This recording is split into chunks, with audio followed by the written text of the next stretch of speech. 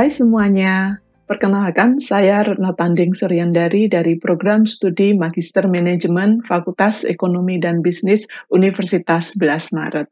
Di semester ini saya mengampu mata kuliah Analisis Perilaku Konsumen. Mata kuliah ini ditujukan untuk mahasiswa yang mengambil konsentrasi manajemen pemasaran di program studi Magister Manajemen Fakultas Ekonomi dan Bisnis Universitas 11 Maret. Dalam satu semester ini kita memiliki 14 sesi untuk membahas konsep serta aplikasi konsep-konsep perilaku konsumen, serta 2 sesi untuk ujian tengah dan ujian akhir semester. Anda bisa menghubungi saya melalui email berikut ini untuk korespondensi. Hari ini saya akan mengajak Anda untuk mengenal apa itu perilaku konsumen. Dalam bidang pemasaran, manajemen pemasaran, perilaku konsumen sangat penting untuk dipahami karena strategi pemasaran berfokus pada konsumen dan perilakunya yang diharapkan tentu saja menguntungkan perusahaan. Setiap hari Anda, saya sebagai konsumen selalu terlibat dalam pengambilan keputusan, baik itu untuk konsumsi maupun yang lainnya. Contohnya, kita ingin membeli pasta gigi, membeli permen, membeli sabun cuci, memilih program studi untuk kuliah, memilih program studi untuk studi lanjut, kemudian memutuskan untuk membeli rumah, memutuskan untuk membeli produk investasi, kemudian juga bisa jadi kita juga memutuskan untuk memilih antara belanja online atau belanja di pasar tradisional, di supermarket, memutuskan untuk makan di tempat, di restoran, atau kita take away, kemudian menjadi seorang green consumer, memutuskan untuk berpindah dari satu merek ke merek yang lain, antara satu penyedia jasa dan penyedia jasa yang lain. Nah, tadi yang saya sampaikan itu adalah salah satu atau salah sedikit dari banyak sekali perilaku konsumen yang bisa kita amati.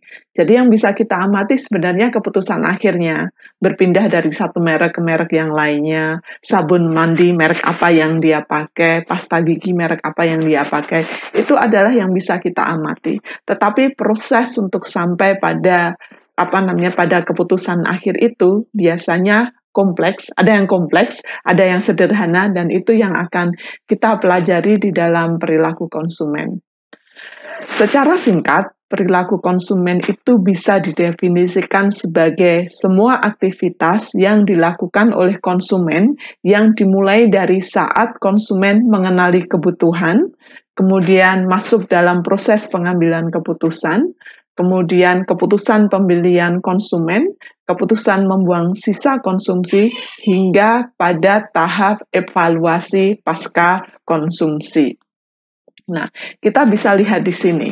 Jadi, ketika konsumen merasakan kebutuhan, itu sebenarnya ketika dia merasa ada gap antara situasi yang aktual dan situasi ideal yang dia harapkan. Contoh mudahnya adalah ketika kita bicara, saya merasa lapar. Saya butuh makan. Jadi kebutuhan untuk makan ini dipicu oleh perasaan laparnya. Tetapi nanti akan kita bahas lebih lanjut. Perasaan lapar ini asalnya dari mana. Kemudian setelah dia merasakan kebutuhan, perasaan membutuhkan sesuatu ini yang kemudian akan mendorong konsumen untuk masuk dalam proses pengambilan keputusan. Nah, ini ada model yang sederhana dari pengambilan keputusan konsumen. Di sini Anda bisa lihat bahwa kebutuhan konsumen itu bisa dipicu dari sisi eksternal dan sisi internal. Sisi eksternal itu berasal dari produk, promosi yang dilakukan, harga yang ditetapkan, serta channel of distribution atau kita biasanya sebut sebagai tempat penjualan produk tersebut. Jadi saat kita jalan, kalau kita bilang kita jalan di satu mall, tiba-tiba kita mencium bau kopi dan benak kita terasosiasi bahwa bau kopi ini adalah dari roti perusahaan X dan kemudian tiba-tiba kita merasa lapar padahal baru saja makan. Nah, ini bisa jadi cara perusahaan mengemas produknya, memasak produknya di toko ini bisa mendorong konsumen tiba-tiba merasakan lapar, ingin makan tanpa harus konsumen itu merasakan lapar itu sendiri. Kemudian dari sisi eksternal yang lainnya itu adalah dari lingkungan sosial budaya, keluarga, kemudian dari sumber-sumber informal, kemudian sumber-sumber yang non komersial, ada kelas sosial, kemudian ada subbudaya dan budayanya. Nah, jadi hal-hal di luar konsumen ini bisa mendorong konsumen untuk merasakan satu kebutuhan. Jadi kalau tiba-tiba kita datang ke rumah teman, umpamanya, kemudian teman masak sesuatu baunya enak dan itu bau yang kita cium itu bisa mendorong perasaan lapar kita. Nah, apa saja yang terjadi dalam proses pengambilan keputusan tadi? Setelah konsumen merasakan kebutuhan, berikutnya konsumen akan melakukan pencarian informasi, pre-purchase search.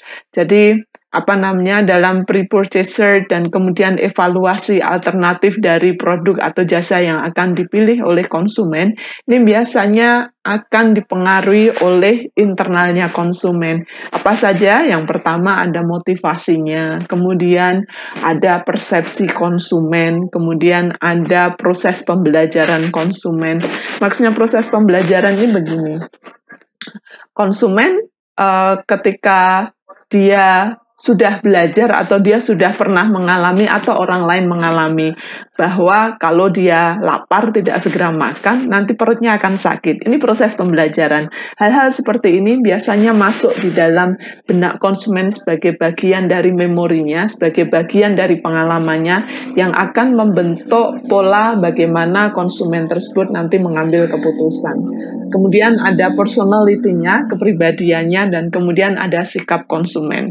Nah, seperti tadi saya sampaikan, ke hal-hal individual ini kemudian akan mendorong atau akan membentuk pengalaman konsumen yang akan sangat mempengaruhi bagaimana konsumen mengambil keputusan. Nah, setelah konsumen selesai melakukan evaluasi dari alternatif produk atau jasa yang akan dia pilih atau evaluasi alternatif dari pengambilan keputusannya, yang berikutnya dia akan mengambil keputusan dan setelah mengambil keputusan, dia akan memulai post-decision behavior. Maksudnya apa? Orang yang setelah membeli kadang ada perasaan menyesal atau perasaan tidak yakin apakah barang atau jasa yang dia beli itu cukup bagus atau memang hasilnya bagus. Nah, ini kemudian akan mendorong konsumen untuk melakukan hal-hal tertentu untuk meyakinkan dirinya sendiri bahwa dia telah mengambil keputusan dengan baik. Nah, pada post-decision behavior ini ada dua hal yang mungkin terjadi. Dia akan membeli ulang atau dia kemudian memutuskan berpindah ke merek yang lainnya. Jadi, post-purchase evaluation itu sangat tergantung dari pengalaman yang dirasakan oleh konsumen. Apakah dia merasa nyaman, puas dengan keputusannya, atau dia merasa bahwa itu adalah keputusan yang salah. Nah, dalam pengambilan keputusan, tentu saja konsumen tidak hanya dipengaruhi sisi individual konsumen. Dalam model ini Anda bisa melihat bahwa motivasi, sikap, pembelajaran, kepribadian, persepsi, dan kebutuhan itu adalah sisi individu konsumen yang dipengaruhi dari internal konsumen. Tetapi selain dari individual konsumen sebagai individu ini, ada sisi atau aspek yang lain yang juga akan mempengaruhi proses pengambilan keputusan konsumen. Yang pertama, itu adalah dari aspek sosial.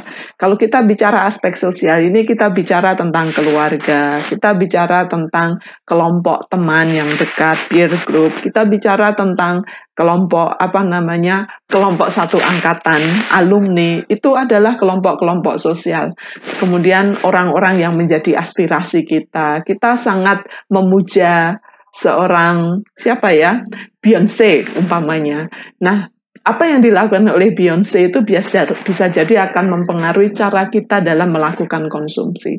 Yang berikutnya, selain keluarga dan sosial, ada dari sisi kelompok masyarakat yang lebih luas, yang memiliki tata nilai, memiliki adat dan cara cara istiadat yang berbeda-beda yang biasanya kita masukkan ke dalam satu grup sebagai budaya.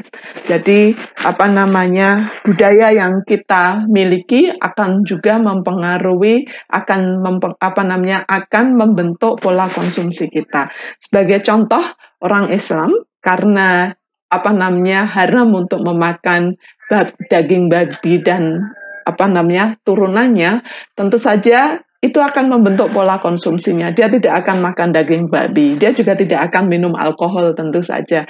Dan segala sesuatu yang terkait dengan dua hal itu akan dianggap sebagai sesuatu yang tidak layak untuk dikonsumsi. Sehingga tanpa sadar sebenarnya agama kita pun juga mempengaruhi pola konsumsi kita, cara kita mengkonsumsi dan pilihan konsumsi kita. Nah, saat ini tentu saja ada banyak dinamika perilaku konsumen yang akan mempengaruhi perusahaan dalam mengemas strategi pemasarannya. Apa saja sih yang berubah dari sisi konsumen atau dinamika dalam perilaku konsumen? Jadi perubahan-perubahan lingkungan ini biasanya yang akan mempengaruhi perilaku konsumen. Yang pertama yang pasti itu adalah perubahan income. Ketika income berubah, tingkat income berubah, ada perbedaan atau perubahan pola konsumsi yang dilakukan oleh konsumen. Awalnya mungkin akan lebih banyak karbohidrat, tapi karena peningkatan income, mereka akan meningkatkan konsumsi proteinnya, daging-daging. Kemudian juga mungkin dia juga akan mengubah pilihan dari karbohidratnya dari nasi menjadi roti. Dan itu tidak hanya terbatas pada konsumsi harian, kita bisa bicara tentang produk yang lainnya, merek baju, kemudian merek tas yang dia pilih untuk menemani penampilannya, sepatunya juga. Itu dari sisi income. Kemudian dari sisi teknologi, saat ini kita menyaksikan perubahan teknologi yang luar biasa, yang kemudian ini berpengaruh dari cara konsumen berinteraksi dengan konsumen yang lainnya dan cara konsumen mencari informasi. Menjadi hal yang wajar, media sosial itu menjadi salah satu yang utama yang dirujuk oleh konsumen ketika dia mencari informasi tentang satu produk. Dan ini kemudian akan mendorong perusahaan juga untuk memanfaatkan platform media sosial untuk berinteraksi dengan konsumen dan memahami bagaimana konsumen berinteraksi dengan media sosial itu sendiri. Kemudian ada perubahan nilai budaya dan nilai sosial, perubahan lingkungan secara keseluruhan, perubahan selera, kemudian ada tren.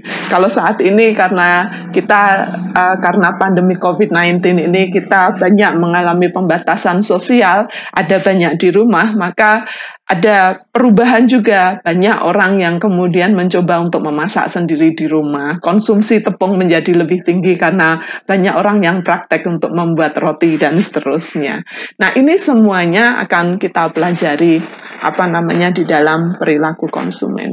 Dan berikut ini adalah sesi sekaligus topik-topik yang akan kita bicarakan selama satu semester.